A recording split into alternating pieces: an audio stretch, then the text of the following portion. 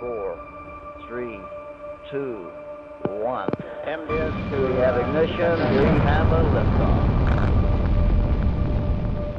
Roll program is in on time. Vehicle response is normal. Very smooth flight, very, very small attitude disturbances.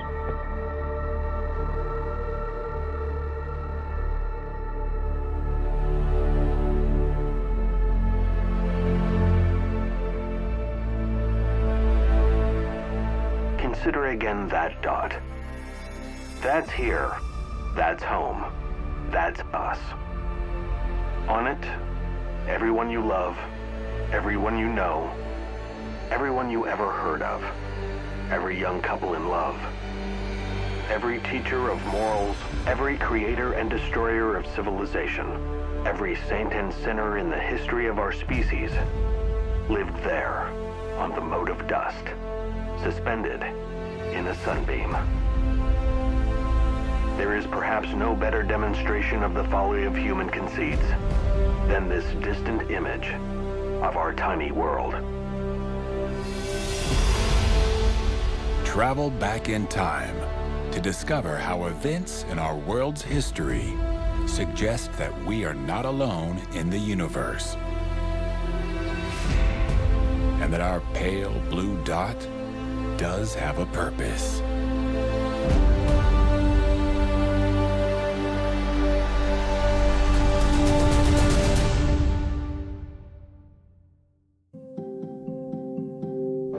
Thousands of years ago, in an area now known as the cradle of civilization, an ambitious king had an encounter that would shape the world to come.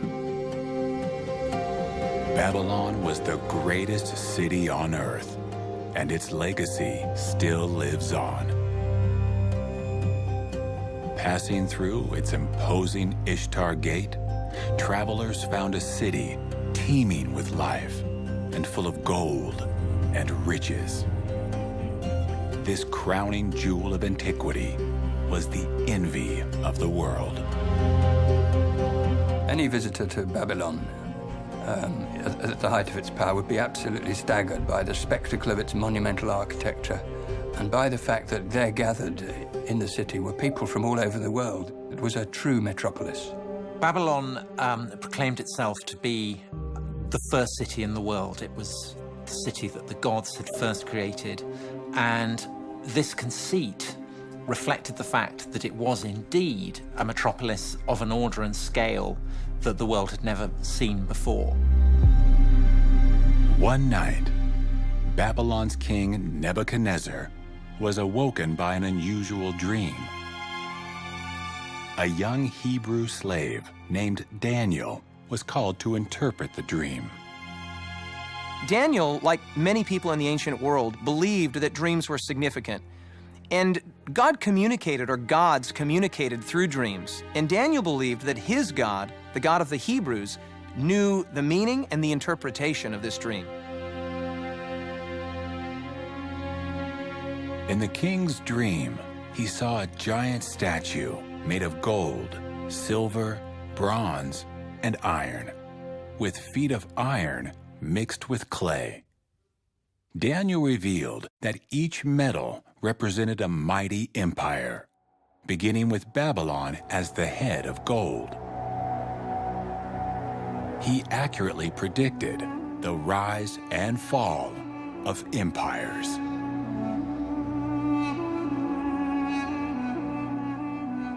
But what evidence is there that Daniel wrote of events before they happened?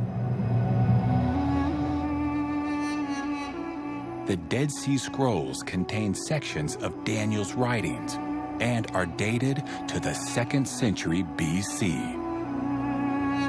The Jewish historian Josephus tells of Daniel's writings being presented to Alexander the Great when he visited Jerusalem in the 4th century BC. And scholars note that the Aramaic used to write his book is a perfect match with the Aramaic of the 6th century BC. The first time I was exposed to this dream, I was admittedly skeptical. I mean, the idea that more than 2,000 years of human history is being told in advance by a dream of about 150 words is hard to believe. And I was confronted with the idea that either we're dealing with something that's a bit of a hoax or a put-on, or something supernatural is in play. Daniel had predicted that an empire represented by the chest and arms of silver would rise to conquer Babylon. At the height of Babylonian dominance, Daniel foretold that an inferior kingdom will rise.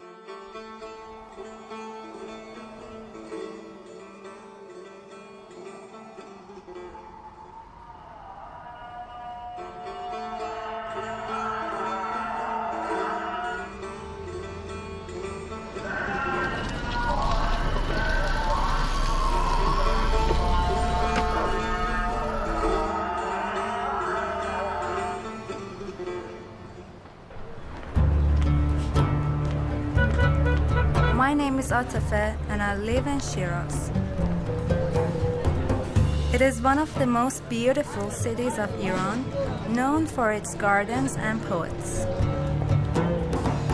In my spare time, I love to take photos.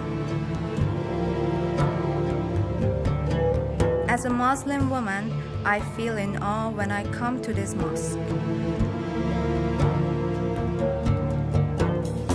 Muslims, Jews, and Christians cherish Daniel as a sacred prophet. And over 2,000 years ago, a conqueror would rise from the east to lead a charge against the mighty empire of Babylon.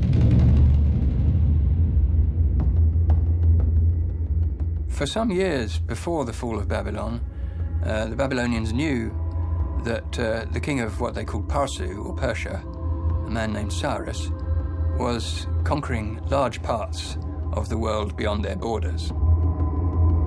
After uniting with the neighboring Medes, Cyrus led his combined forces on a series of famous victories, firmly establishing his name as a star on the rise. But his rise would not be complete without the taking of Babylon. Herodotus portrays Cyrus as the very model of a great conqueror, and he portrays Babylon as Cyrus's greatest conquest, the supreme prize. And it's the supreme prize because it is the hardest nut to crack. Babylon was one mighty fortress. Its massive walls, deep moat, and imposing gates made it impossible for any invading force to conquer. Confronted by walls that could not be breached, Persian troops identified the river Euphrates as the point of entry.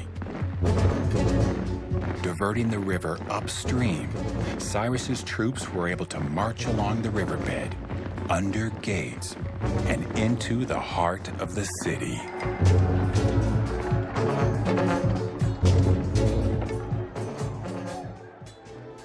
The walls of Babylon seemed impregnable to any invading force.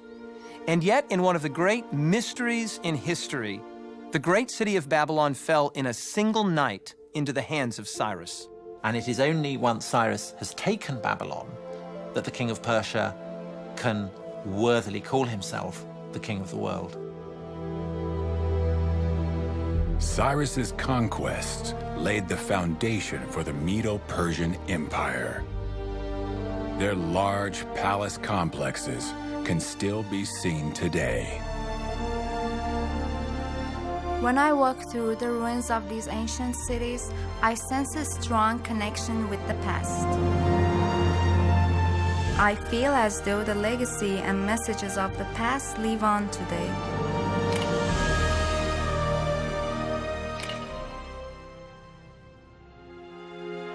After conquering what seemed like the whole world, Cyrus died in battle. His tomb stands testimony to his enduring legacy.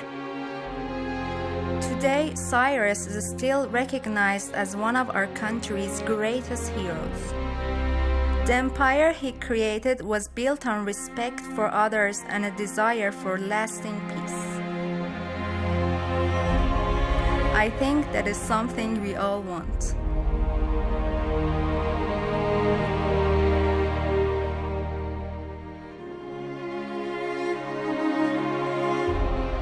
As the kings of Persia died, their bodies would be laid to rest here.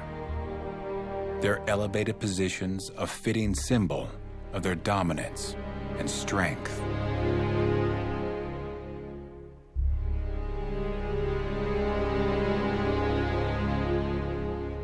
But there is an unfinished tomb here. The last of the Persian kings was only just warming the throne when he would come face to face with an agent of Daniel's prophecy. A young and valiant general from the hills of Macedon had set his eyes on Persian destruction. The Medo-Persian Empire had conquered Babylon, just as Daniel predicted. But Daniel's next prediction concerned the rise of a third empire, one of bronze, who would rule over the whole earth.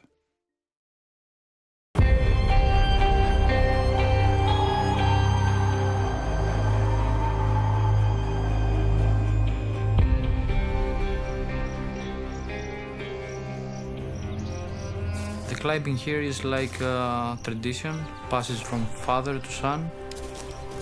We have easy routes and small rocks, and we have the big rocks. The highest top of the rocks is 250 meters. Fears coming with climbing, and you enjoy climbing most when you fear. Before I climb, usually take some breaths. It's quiet up there. You're feeling the loneliness.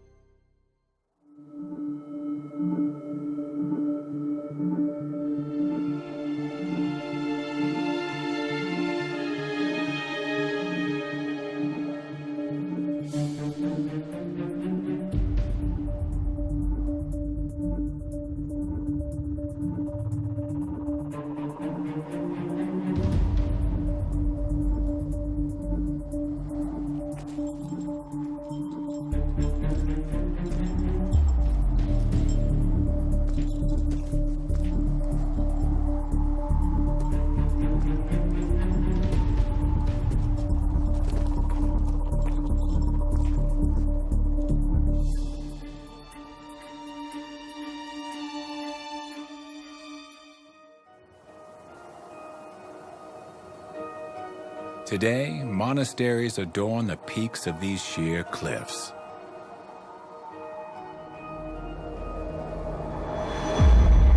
In the 14th century, a lone monk named Verlam scaled these steep rock faces to construct a monastery.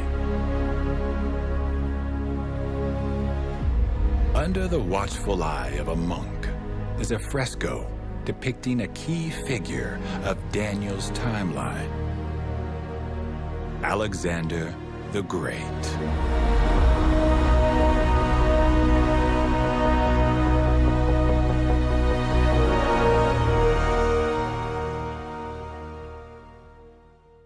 Alexander was born in the small state of Macedon. Upon becoming king at the age of 20, he proposed the unthinkable: to invade the mighty Persian Empire. Early victories filled Alexander with confidence, but it would be the dusty plain of Gaugamela where Alexander would risk it all. He invades Mesopotamia, Iraq, in the consciousness that by doing so, he will have the whole empire of the world in his hands if he wins. This is it. This is the absolute decisive battle, because whoever wins this one is going to be either still the king of Persia or the new king of Persia. The Persian king had sent him a peace offer saying that, you have the western half and leave me with the eastern half, and we will have peace on those terms. And Alexander's right-hand man, a general called Parmenio, said that if I were you, I would accept these terms. To which Alexander said, yeah, and if I were you, I would accept them. But he's not. He's Alexander. It's impossible for him to accept terms. He has to push on. He has to go to the limits. In all of the battles he fought, really, he was just going to go for it and just go for the jugular. The climax of his entire reign was approaching. Everything hung on it. Leading his forces towards the right flank, Alexander forced a gap to emerge in the Persian line. Persian chariots reacted by charging towards the Greek center. Alexander exploited the opening and pursued the retreating Persian king on horseback.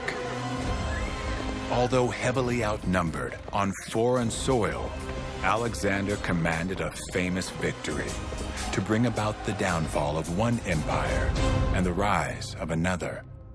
The Empire of Silver was replaced by the Empire of Bronze, just as Daniel had said it would. There is a sense in which Alexander was a terrifying and blood-stained opponent, and we should absolutely not romanticize him. He killed a lot of people, and his greatness was raised amid the blood of a lot of people.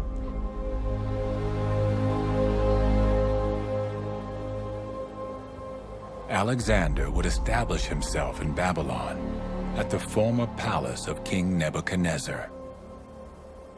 But when reflecting on his conquests, he wept, for there were no more lands for him to conquer.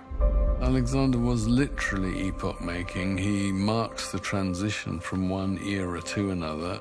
Without the genius of Alexander and without the military revolution that Philip, his father, had initiated, it's perfectly possible to imagine a world in which the Persian Empire continues. In many ways, I'd say perhaps that, as someone else has said before me, I think that Alexander the Great was his own greatest creation.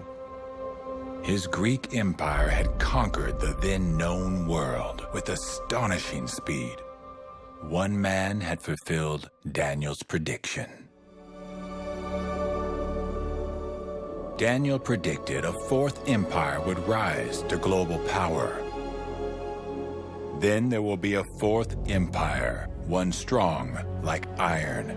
Just like iron breaks in pieces and shatters everything, so it will break in pieces and crush the others.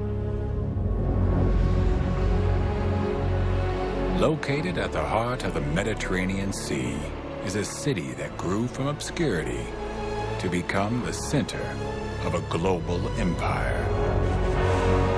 Rome, Caput Mundi, capital of the world.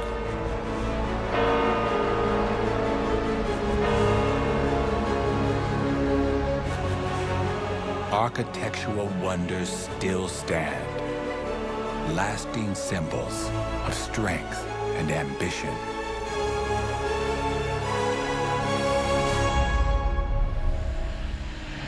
For over 20 years, Adriano Morabito has studied the foundations of the Roman Empire, hidden deep below ground.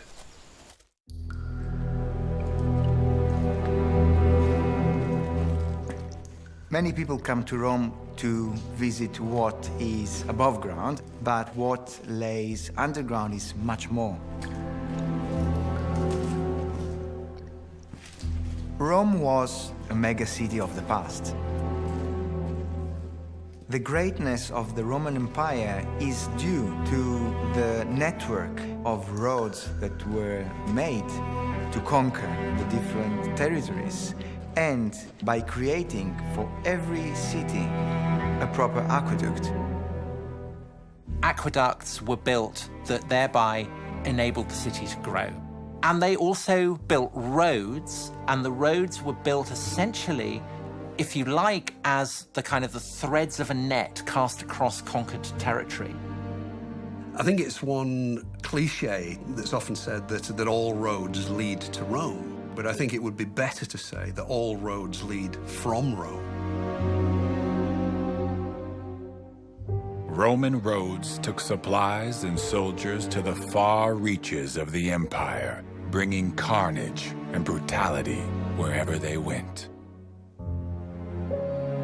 When Western armies launch attacks, what they boast about is how few casualties they've inflicted. When Julius Caesar went to Gaul, he boasted about how many he'd slaughtered. But bloodshed wasn't restricted to foreign lands.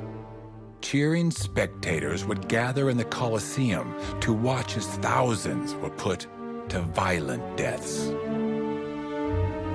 In many ways, the arena is the quintessentially Roman institution.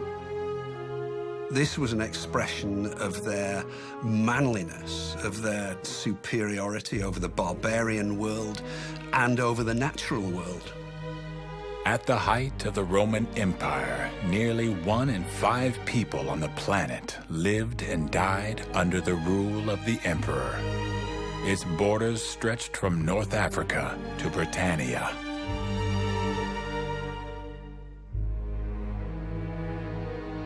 By 476 AD, barbarian invasions had reduced the Roman Empire's borders to a size not seen in 6 centuries.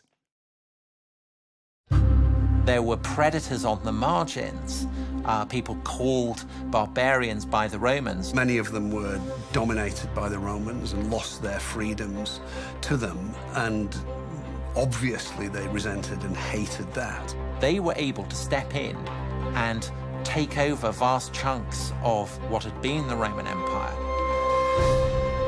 Daniel had predicted that the Roman Empire would crumble from within.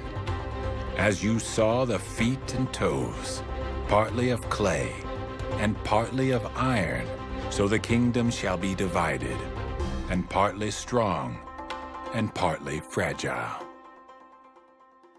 Barbarian tribes divided the Roman Empire, and these new nations would lay the foundation for Europe to come. For Europeans, Rome is the ghost that will not go away. And almost the moment that the rule of the Caesars had collapsed, there were people who wanted to try and restore it. There's a sense in which you could argue that the Roman Empire never really fell, and that we, as modern Europeans, are just latter-day Romans. Daniel's next prediction was that European kings and queens would seek to repair the divided empire through marriage alliances. As you saw, the iron mixed with soft clay, so they will mix with one another in marriage. But they will not hold together, just as iron does not mix with clay. As the 20th century approached, many of Europe's political powers were linked by marriage alliances.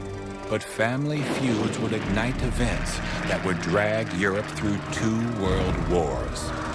Millions would perish as ambitious leaders sought to resurrect a united European empire. Determined to never allow Europe to descend into another bloody war, world leaders came together to sign peace treaties, paving the way for the development of the European Union. But the tension remains. Once open borders are being walled up, social and religious fears spill into the streets. Economic inequality, rising unemployment, and political extremism are gaining ground. It is clear the iron and the clay aren't mixing. Daniel's dream contains 7 predictive elements. That is, Babylon to Medo-Persia, Medo-Persia to Greece, Greece to Rome. And of those 7 predictive elements, 6 have already come to pass. Now, just the sheer force of logic and of the odds would suggest that if 6 of the 7 predictive elements have happened, that the 7th is very likely to happen as well. Daniel predicted that the gold of Babylon would pass into the hands of another. The empire of Cyrus would come to an end.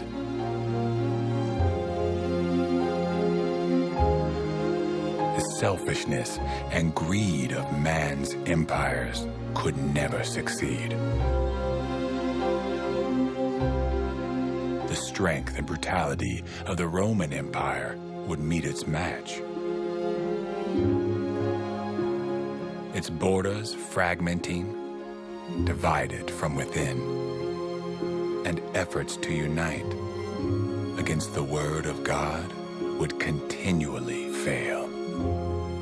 The final predictive element is that a stone cut out without hands, that's Daniel's way of saying a supernatural intervention, would strike the image on the feet of iron and clay.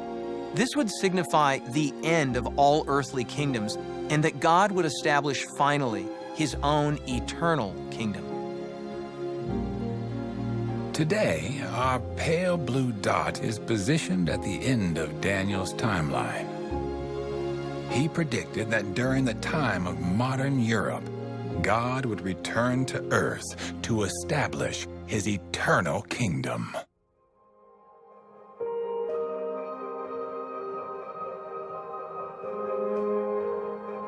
The Earth is a very small stage in a vast cosmic arena.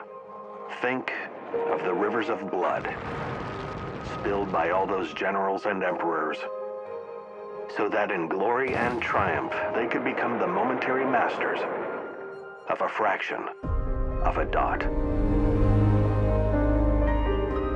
Daniel's prophecy binds together the hopes of humanity and reveals a God who has become part of our world. Daniel's final words to the king were that the dream was certain and its interpretation was sure. Our lives are often characterized by things that are not certain and not sure. We face the future with confusion and anxiety. But this whole narrative strongly suggests that human history and our own personal history is going somewhere. That in fact there is purpose and hope and even destiny. Millions ask if a God is out there watching our Earth spin into a meaningless future. But nowhere is the reality of God more apparent than in the writings of Daniel. His extraordinary revelation of the history of world empires defies reason and chance. It tells of God's hand guiding our world's history and a kingdom to come.